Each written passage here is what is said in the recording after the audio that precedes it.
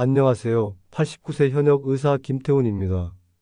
오늘 아침 혹시 혈압 때문에 가슴이 두근거리셨나요? 아니면 머리가 살짝 무겁고 어지러운 느낌이 드셨나요? 저도 그런 날들이 있었습니다. 20년 전만 해도 저는 아침마다 혈압이 오르는 걸 느끼며 이제 더 이상 버틸 수 없나 하는 불안에 잠을 설쳤죠. 심지어 환자들을 진료하면서도 내가 먼저 쓰러지는 건 아닐까라는 걱정이 들 때가 많았습니다. 그때는 골프를 치거나 손주들과 뛰어노는 지금의 삶을 상상도 못했어요. 하지만 지금 89세가 된 저는 여전히 매일 진료실에서 환자들을 만나고 주말이면 골프 코스에서 샷을 날리며 손주들과 공원에서 산책도 즐깁니다. 어떻게 이런 일이 가능하냐고요. 많은 분들이 제게 묻습니다. 특별한 약을 먹나요? 더 비싼 영양제를 챙기세요. 혹시 복잡한 운동 루틴이 있나요?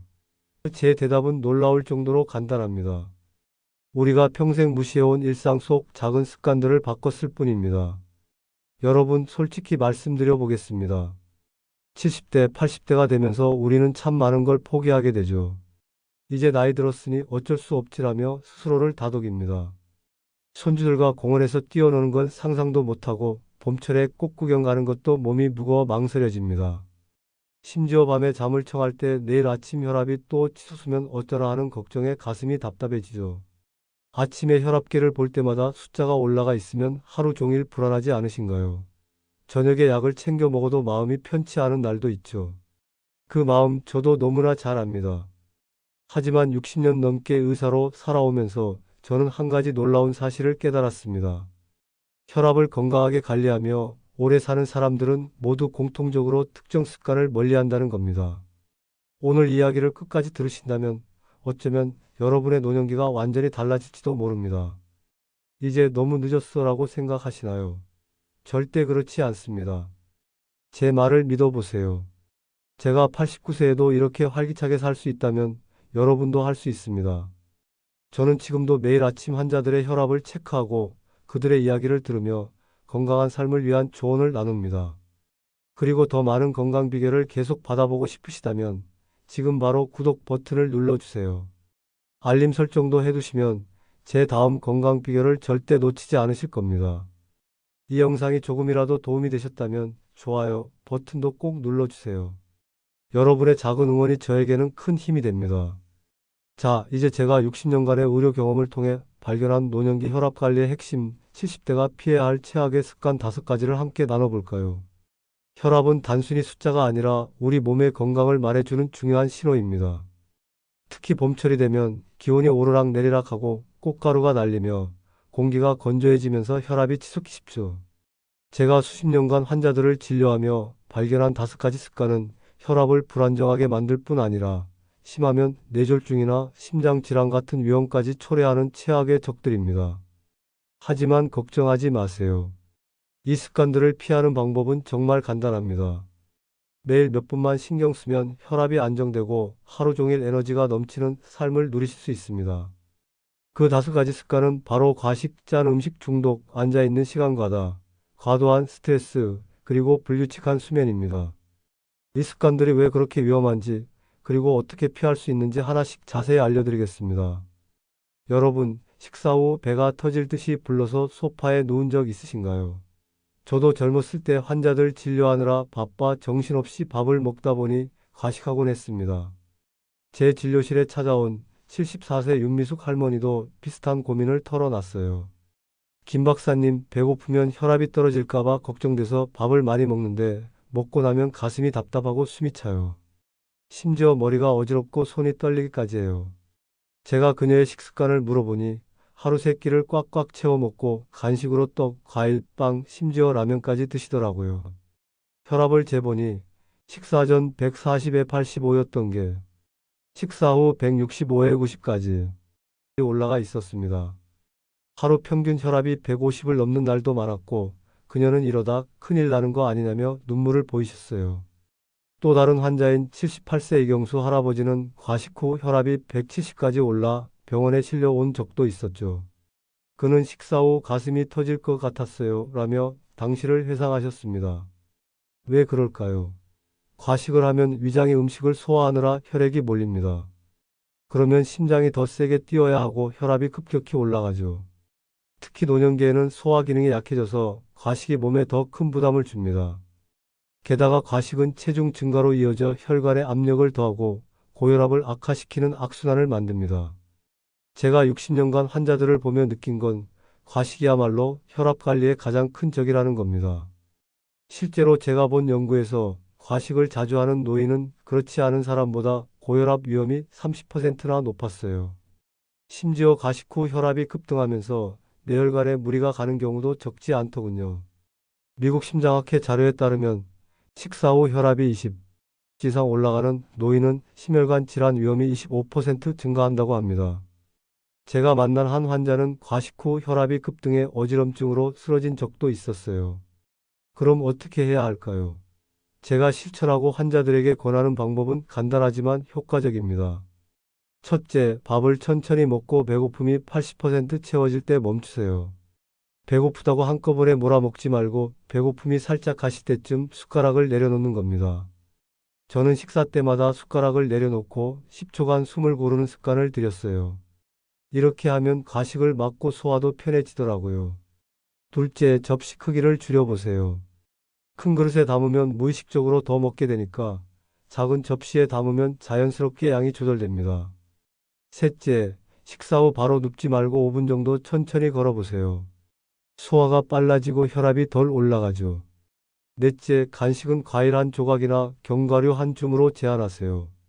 다섯째, 식사 전 물 한 잔을 마셔보세요. 배고픔이 주로 과식을 막아줍니다. 여섯째, 식사 시간을 정하세요.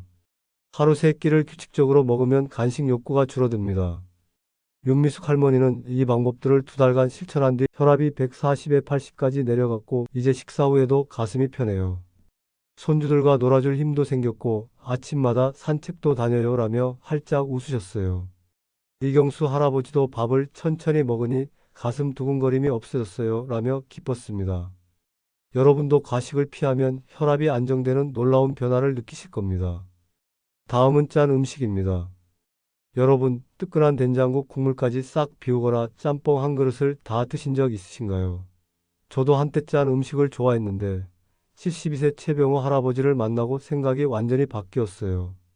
김 박사님, 저는 국 없이 밥을 못 먹어요. 짭짤한 반찬이 있어야 입맛이 나는데 요즘 머리가 무겁고 혈압이 175까지 올라가요. 심지어 다리도 붓고 가슴이 두근거려요. 그의 식단을 보니 매일 된장국, 간장게장, 젓갈, 김치찜 같은 짠 음식을 드셨더라고요. 심지어 하루 나트륨 섭취량이 4000mg을 넘었고 혈압약을 먹어도 효과가 덜하더군요. 또 다른 환자인 76세 박진영 할머니는 짠 음식 때문에 신부전 초기 진단까지 받으셨죠. 그녀는 젓갈 없으면 밥이 안 넘어가요 라며 울상을 지으셨어요. 짠 음식이 왜 위험할까요? 나트륨이 많으면 몸속 수분이 늘어나 혈관에 압력이 가해집니다. 그러면 혈압이 올라가고 심장과 신장에 무리가 가죠. 특히 봄철에는 건조한 날씨와 기온 변화로 혈관이 더 예민해져서 짠 음식의 영향이 큽니다. 제가 의대생들에게 늘 말하는 건 나트륨은 혈관의 숨은 폭탄이다라는 겁니다. 세계보건기구 WHO에서는 노인의 하루 나트륨 섭취량을 2000mg 이하로 권장하는데 우리나라 어르신들은 평균 3500mg을 넘기더라고요. 심지어 제가 만난 환자 중에는 하루 5000mg을 넘는 분도 계셨어요. 이건 혈압 관리에 정말 위험한 신호입니다. 한국고혈압학회 자료에 따르면 나트륨 섭취가 1000mg 늘어날 때마다 혈압이 5에서 10 상승한다고 하더군요. 제가 진료한 한 환자는 짠 음식 때문에 혈압이 180까지 올라 신장 기능이 악화된 경우도 있었습니다. 해결책은 뭘까요? 제가 환자들에게 권하는 방법은 간단하면서도 실천 가능합니다. 첫째, 국물은 절반만 드세요. 된장국 한 그릇에 나트륨이 1500mg 넘는 경우도 많아요. 저는 국을 먹을 때 숟가락으로 3번만 떠먹고 멈춥니다. 둘째, 간은 소금 대신 레몬즙이나 허브로 해보세요. 저는 요즘 생선을 먹을 때 레몬즙을 뿌리고 고기엔 로즈마리나 타임을 추가해요. 짜지 않아도 맛이 살아나더라고요. 셋째, 나트륨 함량을 확인하세요. 가공식품이나 반찬 포장지를 보면 나트륨 수치가 적혀 있어요. 넷째, 물을 자주 마셔서 나트륨을 배출하세요. 하루 1.5리터 정도가 적당합니다. 다섯째, 저염 식품을 활용하세요. 저염 간장이나 소금 대치제를 써보는 것도 좋습니다. 여섯째, 짠맛에 익숙한 입맛을 바꿔보세요. 처음엔 싱겁게 느껴져도 일주일만 참으면 적응됩니다. 최병호 할아버지는 이 방법들로 3달 만에 혈압이 145에 85까지 내려갔고 국물 덜 먹어도 배고프지 않고 머리가 맑아졌어요. 다리 붓기도 빠졌어요 라며 놀라워하셨어요. 박진영 할머니도 레몬즙으로 간을 하니 신부전 걱정이 줄었어요 라며 안도하셨죠. 짠 음식을 줄이면 혈관이 숨쉬는 걸 실감하실 겁니다. 세 번째는 너무 오래 앉아있는 습관입니다. 여러분 하루 종일 TV 앞에 앉아서 드라마나 뉴스를 보신 적 있으신가요? 77세 황순옥 할머니가 제게 이렇게 말했어요. 김 박사님, 다리가 무거워서 움직이기 싫어요. 그냥 소파에 앉아 있는데 혈압이 자꾸 160까지 올라가네요. 심지어 발목이 붓고 허리도 아파요. 그녀의 하루를 물어보니 아침부터 저녁까지 거의 12시간을 앉아서 보내셨더라고요. 심지어 화장실 갈 때만 일어나고 간식을 먹을 때도 소파에서 움직이지 않으셨다고 하더군요. 또 다른 환자인 80세 정석규 할아버지는 앉아있는 시간이 길어 다리 정맥류까지 생겼어요. 그는 다리가 저려서 잠도 못 잤어요 라며 한숨을 쉬셨죠. 왜 위험할까요? 오래 앉아있으면 혈액순환이 느려지고 다리 혈관에 압력이 쌓입니다. 그러면 심장이 더 힘들게 뛰어야 하고 혈압이 올라가죠. 봄철엔 기온 변화로 혈관이 수축하기 쉬운데 움직이지 않으면 이 문제가 더 심해집니다. 제가 60년간 연구한 결과 하루 8시간 이상 앉아있는 노인은 고혈압 위험이 40%나 높아진다는 걸 확인했어요. 특히 다리 부종이나 정맥류가 있는 분들은 더 조심해야 하죠. 제가 만난 한 환자는 앉아있는 시간이 길어서 다리 혈관이 막히는 혈전증까지 겪었어요. 미국 스포츠의학회 자료에 따르면 1시간 앉아있을 때마다 혈압이 2mm씩 상승한다고 하더군요. 심지어 장시간 앉아있으면 허리와 목에도 무리가 가서 전신 건강에 악영향을 미칩니다. 어떻게 피할까요? 제가 실천하고 환자들에게 권하는 방법은 간단합니다. 첫째, 30분마다 일어나 2분 걷기입니다. 저는 진료 중에도 자리에서 일어나 창가까지 걸어가요. 둘째, 집안에서 간단한 다리 운동을 해보세요. 발끝을 들었다 내리는 동작을 10번만 해도 혈액이 돌더라고요. 셋째, 앉을 때 자세를 바꿔보세요. 다리를 꼬지 말고 발바닥을 바닥에 평평히 두는 겁니다. 넷째, TV 볼 때 광고 시간에 일어나세요. 3분 정도면 충분합니다. 다섯째, 간단한 스트레칭을 추가하세요. 앉아서 팔을 위로 뻗거나 허리를 살짝 비틀어 보세요. 여섯째, 의자에 쿠션을 두세요. 허리를 받쳐주면 혈액순환이 좋아집니다. 황순옥 할머니는 이 방법들로 2달 만에 혈압이 135에 80까지 내려갔고 다리가 가벼워져서 손주와 산책도 다녀왔어요.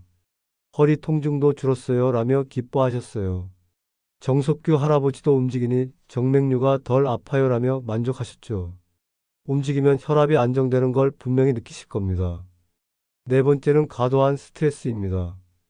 여러분 뉴스 보면서 화나거나 가족 일로 걱정하신 적 있으신가요? 75세 강민재 할아버지가 제게 이렇게 털어놨어요.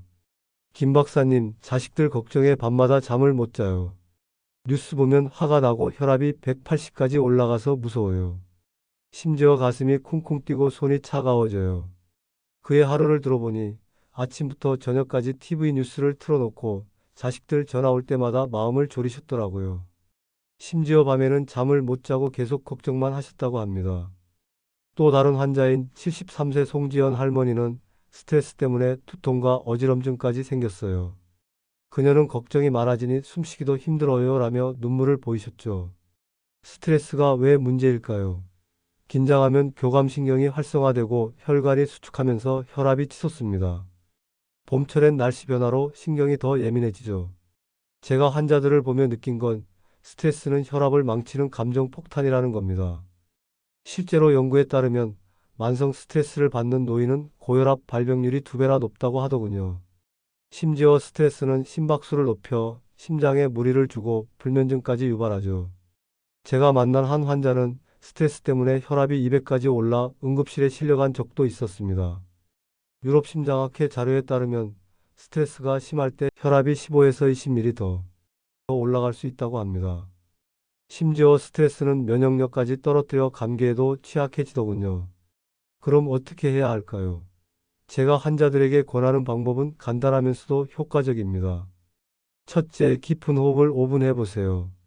숨을 4초 들이마시고 6초 내쉬는 겁니다. 저는 아침마다 창문을 열고 이렇게 호흡해요. 둘째, 걱정거리를 종이에 적어 내려놓으세요. 쓰고 나면 머리가 가벼워지더라고요. 셋째, 뉴스 시간을 정하세요. 하루 30분만 보고 끄는 겁니다. 넷째, 취미를 가져보세요. 저는 골프를 치며 스트레스를 풀고 환자들에게는 뜨개질이나 그림 그리기를 추천합니다.